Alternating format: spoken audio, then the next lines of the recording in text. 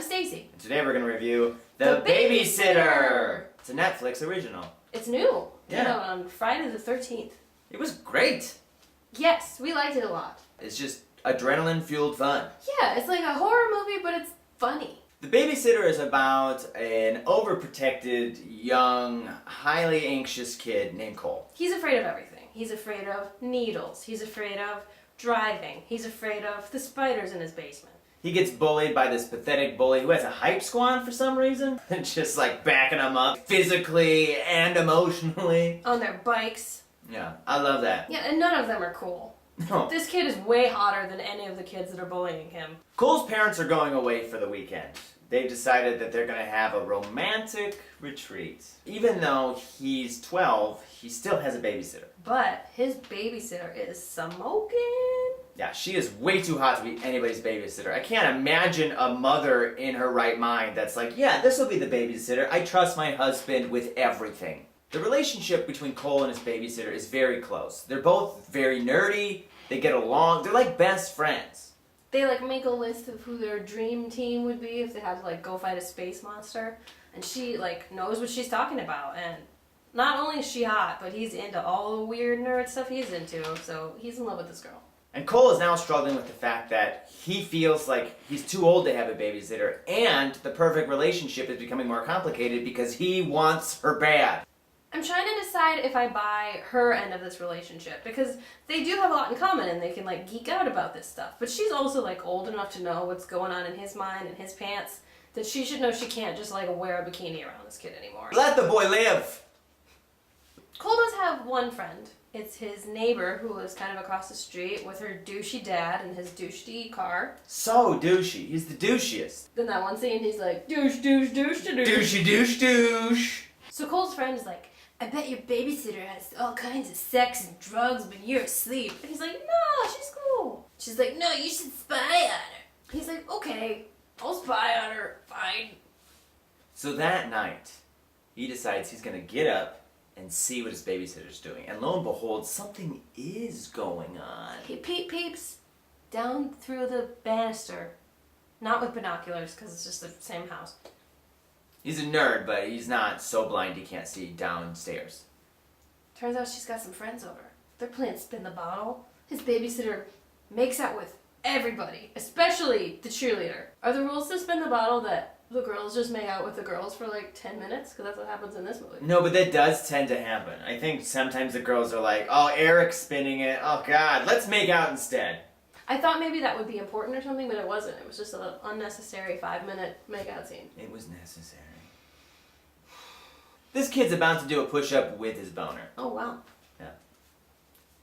Is that something you can do? Something I can do, but I work out a lot that way. Get the right boner. I don't know why you made a small boner either. If you get a very small boner, you can do a push-up with it. Everyone at this party is like a beautiful high school person. Like there's a cheerleader and a jock there. But there's this one nerdy kid. And we're like, what's he doing there? He seems not comfortable. Turns out he's there to get murdered. Sacrificed even. With knives in his head. It's gross. Little kid upstairs is like, I love this scene. It's one of the things about the director I like is that literally it's such a shock the words, "What the fuck?" show up on the screen. And then Cole hears that thing that has always made me feel uncomfortable when I've heard babysitters say it in the past. let's go collect the blood of the innocent. So the rest of this movie is just an intense action horror as Cole tries to escape these people who are trying to get his blood for some deal with the devil they've had. Yeah, there's a cheerleader who gets shot in the boob. There's a real funny guy. There's a big jock who doesn't wear a shirt for no explanation. He really doesn't have an explanation. He started with a shirt, sacrifice happened, shirt was gone. Maybe they sacrificed the shirt? Maybe. Maybe they sacrificed the person so he could get abs? Maybe that's what happened. Each one of these psychos that are chasing Cole are unique, you know? They're not just cookie cutter, there's something about them that makes them more interesting. He spends a little bit of time kind of getting to know each of them as they try to murder him.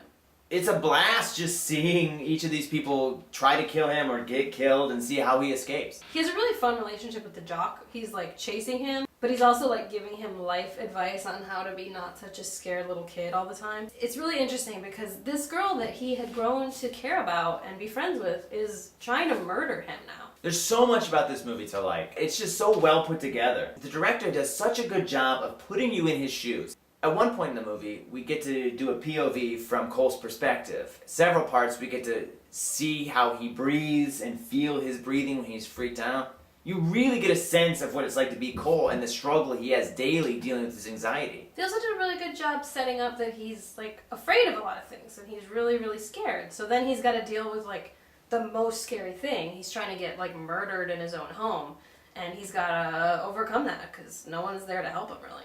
It's very gory at points. There's a point where a spear gets thrown through a dude's head and then just ripped up through his skull, and I was like, whoa, we saw all of that.